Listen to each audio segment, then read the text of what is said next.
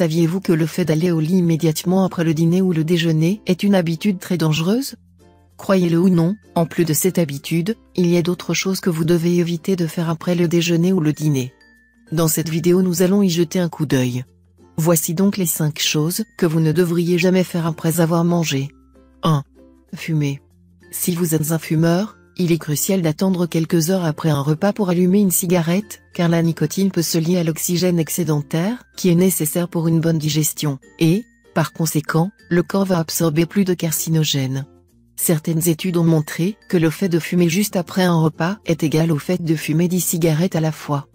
Pour aggraver les choses, cette terrible habitude augmente significativement le risque de cancer de l'intestin et du poumon. 2. Manger des fruits.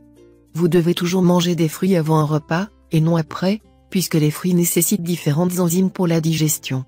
En outre, les sucres dans les fruits ont besoin de plus de temps pour être complètement absorbés. La meilleure façon de profiter des nutriments, de fibres et de sucre de fruits est quand votre estomac est vide.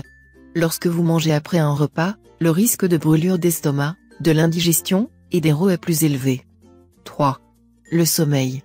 Aller au lit juste après avoir mangé peut causer de l'inconfort, les ballonnements, et la sensation de brûlure dans l'estomac. Selon une étude réalisée par l'université de l'école de médecine Ioannina, les gens qui ne vont pas au lit immédiatement après un repas avaient moins de chances d'un accident vasculaire cérébral. 4. La douche. Si vous prenez une douche après un repas, vous augmentez le flux sanguin dans les jambes et les mains, ce qui réduit le flux sanguin dans l'estomac.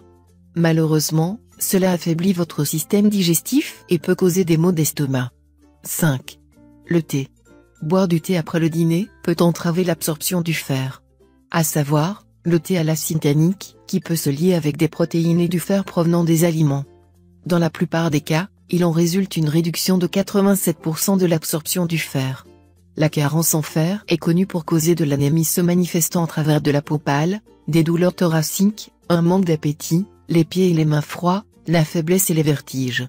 C'est fini pour ce tuto, n'oubliez pas de mettre un j'aime, partager ma vidéo, ou de m'abonner à ma chaîne. Au revoir et à bientôt.